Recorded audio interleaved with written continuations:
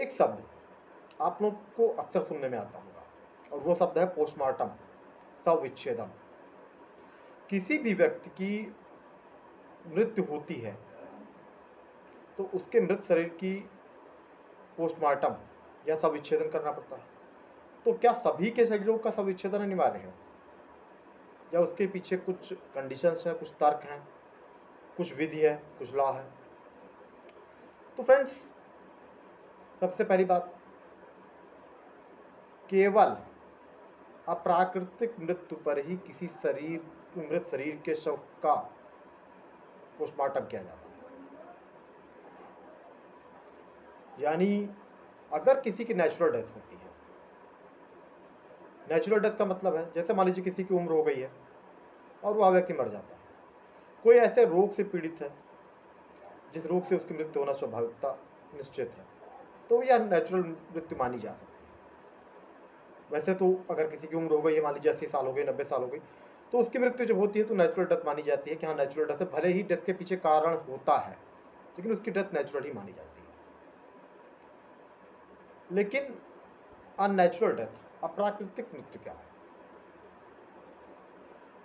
तो दंड प्रक्रिया संहिता 1973 की धारा 174 से 176 में अप्राकृतिक मृत्यु और उसके बाद की कार्यवाहियों के विषय में बताया गया है। अब अप्राकृतिक मृत्यु में क्या क्या आता है? तो अननेचुरल डेथ में सबसे पहला काज तो ये है कि किसी भी फीमेल की जिसकी मान लीजिए शादी हुई हो 7 वर्ष से कम के अंदर, उसकी मृत्यु हो जाए अननेचुरल कारण से, चाहे वो उसने आत्महत्या कर ली हो, फांसी लगा लिया हो, चाहे उसे जला दिया गया हो या किसी अन्य कारण से। इसके अतिरिक्त हत्या, और हत्या के साथ साथ किसी फीमेल के साथ बलात्कार किया जाए, मान लीजिए बलात्कार करके उसकी हत्या कर दी जाए, किसी का रोड एक्सीडेंट में, दुर्घटना में मृत्यु हो जाए, इसके अलावा किसी जीव जंतु के काटने से किसी की मृत्यु हो जाए। तो अब ऐसी सिचुएशन में अगर किसी व्यक्ति की मान लीजिए मृत्यु हो गई तो यह अननेचुरल डेथ है, अप्राकृतिक मृत्यु है। तो हम आते हैं अब जो लीगल प्रोविजंस हैं। तो दंड प्रक्रिया संहिता 1973 की धारा 174 में यह बताया गया है कि जब किसी की अप्राकृतिक मृत्यु होती है, और जो मैंने काजेज आपको बताए हैं कि किसकी मृत्यु हो सकती है, क्या कारण हो सकते हैं, तो ऐसे काजेज में जब मान लीजिए किसी मजिस्ट्रेट को यह सूचना मिलती है तो जो भी निकटतम पुलिस थाने का भारसाधक अधिकारी होगा वह स्वयं अपने अधीनस्थों को ऐसे स्थान पर भेजेगा और ऐसे शव को अपने कस्टडी में लेने के लिए कहेगा, और उसका आवश्यकता पड़ने पर अगर उसके डेथ का काज मान लीजिए ये है कि हाँ नेचुरल लगता है, तो ऐसी सिचुएशन में उस शव का पोस्टमार्टम कराया जा सकता है। अब पोस्टमार्टम जरूरी क्यों होता है? मान लीजिए वैसे भी तो पता चलता है कि किसी गोली मार दी गई, तो गोली मार दी गई तो गोली मार दी गई, उसकी मृत्यु तो गोली मारने से हुई, फिर भी उसके शव का पोस्टमार्टम कराना क्यों जरूरी होता है? या मान लीजिए किसी की दुर्घटना में मृत्यु हो गई, सबको पता कि हाँ गाड़ी से उसकी मृत्यु हो गई। तो फ्रेंड्स, इसके लिए सबसे बड़ी बात यह है कि पोस्टमार्टम जरूरी इसलिए होता है कि भले ही किसी व्यक्ति की मान लीजिए गोली मारकर हत्या कर दी गई हो, लेकिन हो सकता है उससे पहले उसको जहर दे दिया गया हो, उसकी मृत्यु जहर देने से हो गई हो, जहर के कारण हो गई हो, और केवल गोली मार के यह दिखाया गया हो कि इसकी किसी ने हत्या कर दी है। या मान लीजिए किसी व्यक्ति की मृत्यु हो गई है सड़क दुर्घटना में, मार्ग दुर्घटना में किसी गाड़ी से, वाहन से टकराने से मृत्यु हो गई, लेकिन भाई आज के टाइम पे तो फ्रॉड बहुत होने लगे हैं।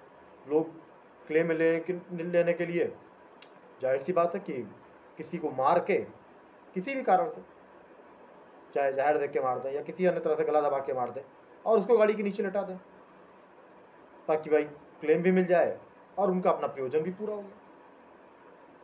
या मान लीजिए किसी फीमेल की डेड बॉडी रिकवर होती है कहीं से, उसकी लाश बरामद होती है। अब मान लीजिए लाश बरामद हुई तो ये माना जाएगा हत्या हुई, लेकिन हो सकता है उसके साथ बलात्कार भी हुआ हो। तो ऐसी सिचुएशन में इन सब बातों को हम तभी साबित कर सकते हैं विधिक रूप से जब उस शव का विच्छेदन किया जाएगा, पोस्टमार्टम किया जाएगा। इसलिए शव का पोस्टमार्टम अनिवार्य होता है कि अगर मान लीजिए किसी को जहर देकर मृत्यु की गई या गला दबा के मारा गया, बाद में से गोली मार दी गई या चाकू से उसका गला काट दिया गया, तो उसका मृत्यु का जो एक्चुअल काज है वो तभी पता चल सकता है जब उसके शव के पोस्टमार्टम किया जाएगा। आपने अक्सर सुना होगा कि विसरा जांच के लिए भेजा गया, तो विसरा जांच के लिए इसीलिए भेजा जाता है कि मान लीजिए किसी की डेथ का सोर्स एक्चुअल अगर ज्ञात नहीं हो पाता है तो विसरा उसकी जो FSL रिपोर्ट आएगी उससे ज्ञात होगा कि हाँ ऐसा तो नहीं, इसे किसी प्रकार का जहर दिया गया हो या कुछ अन्य हो। कभी कभी ये भी देखा गया कि बहुत से लोगों की डेथ जहर से रेलने से हो गई, लोग बताते हैं कि नहीं किसी ने जीव जंतु ने काट लिया, सांप ने काट लिया, ऐसा हो गया वैसा हो गया। तो उस काज को जानने के लिए जरूरी होता है कि ऐसे मृत शरीर का परीक्षण किया जाए, शवविच्छेदन किया जाए। और 174 CRPC में इसके विषय में बताया गया है।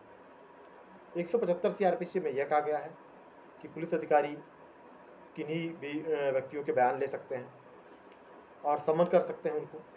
अगर मान लीजिए कोई संज्ञेय अपराध कालित होना ज्ञात होता है कि हाँ जो जिस व्यक्ति की मृत्यु हुई है उसका जो है कारण मतलब संज्ञेय अपराध है, जैसे हत्या है, बलात्कार है, तो ऐसी सिचुएशन में उन व्यक्तियों को समन करके उनका बयान दर्ज कर सकती है पुलिस। 176 CRPC में जो एक मेन प्रोविज़न है वो बता देता हूँ कि अक्सर आपको ये सुनाई देता है कि शव को दफना दिया गया, और इसमें बड़ा विवाद भी होता है कि शव को दफनाने के बाद निकाला जाए ज़मीन से और उसकी फिर पोस्टमार्टम के लिए भेजा जाए। तो 176 CRPC में मजिस्ट्रेट के पास किसी भी अप्राकृतिक मृत्यु का जांच करने का अधिकार होता है। उस स्थिति में मजिस्ट्रेट जो भी शव अगर मान लीजिए ज़मीन में दफनाया गया है तो उसको ज़मीन से निकलवा के और फिर उसका पोस्टमार्टम करवाने के लिए भिजवा सकता है, ताकि उसके डेथ का एक्चुअल काज जाना जा सके कि क्या एक्चुअल कारण है।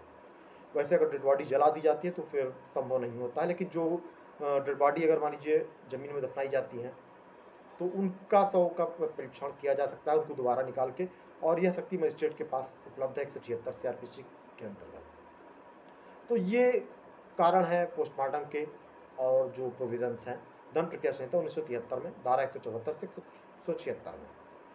तो फ्रेंड्स, अगर आपको ऐसे जेन्युइन कंटेंट देखने हो तो चैनल को सब्सक्राइब करें, और वीडियो पसंद आए तो वीडियो को लाइक करें, ताकि आगे भी आपको ऐसे जेन्युइन कंटेंट देखने को मिलते रहे। Thank you.